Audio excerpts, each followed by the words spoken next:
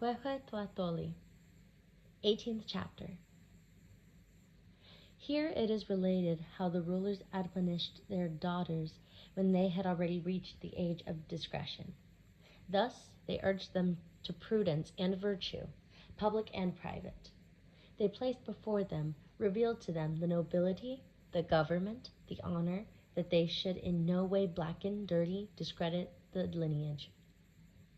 Very good were the words with which they admonished them. Here art thou, thou who art my child, thou who art my precious necklace, thou who art my precious feather, thou who art my creation, my offspring, my blood, my color, my image. Now grasp, hear that thou hast come to life, thou wert born, that thou art Lord of the near, of the nigh, the Maker, the Creator hath sent thee to earth.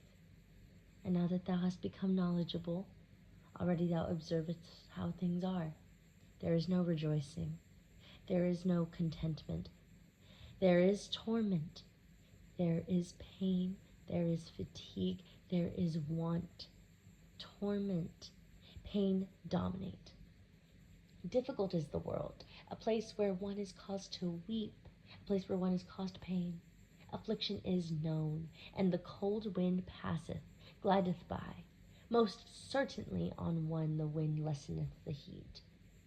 And it is a place of thirst. It is a place of hunger. This is the way things are. Hear well, O my daughter, O my child. The earth is not a good place. It is not a place of joy. It is not a place of contentment. It is merely said that it is a place of joy with fatigue, a joy with pain on earth. So the old man went saying, in order that we may not go weeping forever, may not die of sorrow, it is our merit that our Lord gave us laughter, sleep, and our sustenance, our strength, our force, and also carnal knowledge in order that there be peopling. I'll make life gay on earth in order that no one go weeping. And although it is so, although this is the way of life on earth, is it perhaps therefore heard? Is it perhaps therefore feared? Is it perhaps therefore lived in weeping? For there is living on earth. There is one's becoming a lord. There is one's becoming a ruler. There is one's becoming a nobleman. There is one's becoming an eagle warrior. There is one's becoming an ocelot warrior. And who is saying that this is how it is on earth? Who is just yielding it to death? For there is the doing of things. There is the providing of a livelihood. There is the building of houses. There is labor. There is the seeking of women. There is marriage. There is the marriage of women to men. There is the marriage of men to women. And now, O my daughter, hear it well. Look at it deliberately, for behold, there is thy mother, thy noble one. From her womb, from her breast thou wert chipped, thou wert flaked. It is as if thou wert an herb, a plant which hath propagated, sprouted, blossomed. It is also as if thou hadst been asleep and thou hast awakened. See, hear, and know how it is on earth. May thou live, may thou just live, may thou continue a little. In what manner wilt thou live? In what manner wilt thou continue a little? They say the earth is a dangerous place, a fearsomely dangerous place. O my daughter, O dove, O little one, know that thou comest from someone. Thou art descended from someone, that thou wert born by someone's grace, that thou art the spine, the thorn of our lords who went leaving us, the lords, the rulers who already have gone to reside beyond, those who came guarding the realm, and those came giving fame, who came giving renown to nobility. Hear this, especially do I declare unto thee that thou art a noble woman. thou wert only to esteem thyself as a precious person. This, even though thou art a woman, thou art a precious green stone, thou art a precious turquoise, thou art cast, thou art perforated, thou art blood, thou art color, thou art a spine, thou art a thorn, thou art one's hair, one's fingernail, one's chip, one's flake. And so now I say to thee, dost thou perchance not yet take much heed? Dost thou perchance pile up earth, potsherds? Art thou perchance on the surface of the ground as a child? For already thou hearest a little, thou beholdest a little. Do not, just of thy own accord, bring dishonor upon thyself. Do not in something cause embarrassment to our lords, the rulers who have gone leaving us. Do not become a commoner. Do not lower thyself. Thus art thou to conduct thyself on earth among others, for verily thou art a little woman. Here is thy task which thou art to do. Be devout day and night. Sigh many times into the night. The wind, plead with, speak to, cry out to him. Stretch out thine arms to him, especially at thy reclining place, at thy sleeping place. Do not practice the pleasure of sleep. Awake and arise promptly. Awake with a start at the parting of the night. Support thyself on thy elbows, thy knees. Arise promptly, make thy bow, incline thy head. Speak too. Cry out to the Master our Lord, to him of the night, the wind, for he rejoiceth to hear thee by night. And then he will show compassion to thee. He will give thee that which is thy desert, thy merit. And thy desert, thy merit, which thou wert given in the beginning, which thou wert arrayed, into which thou camest to life, into which thou wert born. If it was not good, at this time it will be made good. It will be made favorable. The Master, our Lord, the Lord of the near, of the nigh, will change it. And at night hold vigil. Arise promptly, extend thy arms promptly, quickly leave thy bed softly. Wash thy face, wash thy hands, wash thy mouth. Seize the broom. Be diligent with the sweeping. Be not tepid, be not lukewarm. Wash the mouths of the gods, especially do not neglect the offering of incense. For thus is our Lord's petitioned. It is the means by which his mercy is requested. And when it is so, and thou hast made preparations, what wilt thou do? What wilt thou seize upon as thy womanly labors? Is it perhaps the drink, the grinding stone? Is it perhaps the spindle whorl, the weaving stick? Look well to the drink, to the food, how it is prepared, how it is made, how it is improved. The art of good drink, the art of good food, which is called one's birthright. This is the property of, it belongeth to the lords, the rulers. Thus it is called, it is named one's birthright. The food of rulers, the drink of rulers, the food of noblemen, the choice drink, the choice food. Look with diligence, open well thine eyes, apply thyself well to how it is done. For thus thou wilt live, and thus thou wilt acquire things. And thus thou wilt be loved, even if it is doubtful, undetermined where our Lord assigneth thee. If perhaps already the misery of the nobility domaineth, look well, apply thyself well to the really womanly task, the spindle whorl, the weaving stick.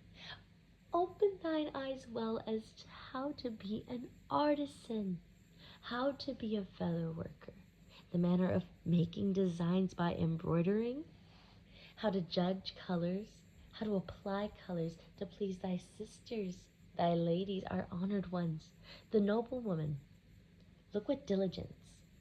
Apply thyself well as to how heddles are provided, how leashes are provided, how the template is placed. Take care not to fail to know. not to lose through neglect, not to lose through carelessness. Now this is the opportune time, and it is yet a good time. The heart is yet a precious green stone, yet a precious turquoise. It is still keen, nothing defileth it. It is still untouched, nowhere twisted, still virgin, pure, undefiled. And we are still here, we who have had great regard for thee. Wilt thou perchance say, thou who art our child, I make myself, I form myself? It was our affair. We have suffered for thee. But thus the world endureth. Was it perhaps so ordained? For our Lord determined the propagation, the multiplication of man on earth. We are still here. It is still our time. The club, the rock of our Lord, fall not yet. And not yet do we die, not yet do we perish. Take heed, O my youngest, O dove, O little one. When our Lord hath hidden us, thou wilt live by the grace of others. The herbs, the woods, the strands of chili, the cakes of salt, the nitrous soil are not thy desert, not thy gift, nor art thou to frequent another's entrance, because thou art a noble woman. Pay good attention to the spindle whorl, the weaving stick, the drink, the food. Perhaps there will happen that which is not conceivable, that which is not expressible. Someone will select thee, speak for thee. If thou art unable in anything, how will it be? It will not for this reason be thrown in our faces. And if our Lord hath hidden us, there will be no murmuring against us, therefore, in our absence. We will not be chidden, therefore, in the land of the dead. And thou wilt not move, thou wilt not separate condemnation from thyself. But if already thou payest attention to the same, wherefrom cometh thy reprehension? To a purpose thou wilt glorify thyself by one's grace. Thou wilt esteem thyself. Thou wilt be proud. It is as if thou wert to be of the order of eagles, of the order of ocelots. Well, art thou to assume thy shield? May possibly all the little shields rest in thy head. Also there, because of thee we will raise up our heads. Thou wilt render us honor. But if thou dost nothing well, perhaps it will not be said of thee that thou art without lice. Seldom wilt thou bathe. And which of the two ways will our Lord wish for thee?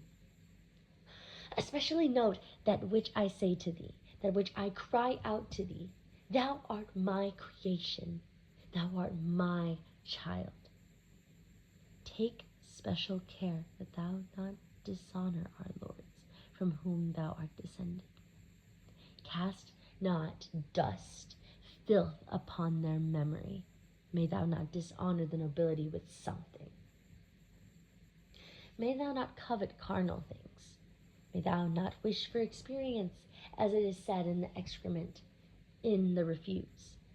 And if truly thou art to change thyself, wilt thou become as a goddess? May thou not have quickly destroyed thyself, yet calmly, with special care, present thyself well. If it is so please our Lord, if someone will so demand, will speak for thee, thou art not to reject, to kick away the Spirit of our Lord. Take him. Thou art not to refuse. Thou art not to retreat twice. Thou art not to retreat thrice. Thou art not to resist. Although we are the parents, and although thou art born of goodly parents, thou art not to oversee them. Thou wilt offend our Lord. For that he will pelt thee with dust, refuse, debauchery, and this same one will delude, will be capricious. Do not trade, do not deal as if in the marketplace, and do not, as in the summertime, go selecting the best. Do not languish from desire. Howsoever he may be, perhaps truly understanding, or perhaps only in a manner, do not reject the one sent of our Lord. If thou dost not consent, thou wilt be ridiculed. For truly he deludeth, he will turn thee into a harlot. But meanwhile present thyself look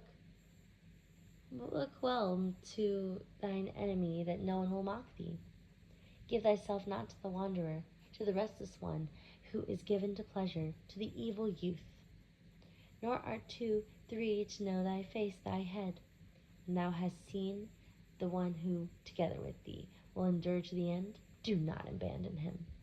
Seize him, hang on to him, even though he be a poor person, even though he be a poor eagle warrior, a poor ocelot warrior, even though he be a poor warrior or a poor son, or one who struggleth for existence. Do not detest him, therefore. Our Lord, the wise one, the maker, the creator, will dispose for you, will array you. This is all I give thee of my word, to comply with my duty unto before our Lord. Perhaps somewhere thou wilt reject it. Thou know'st it. Meanwhile I do my duty. O my daughter, O my child, O dove, O little one, pay close heed. May our Lord rest thee in peace.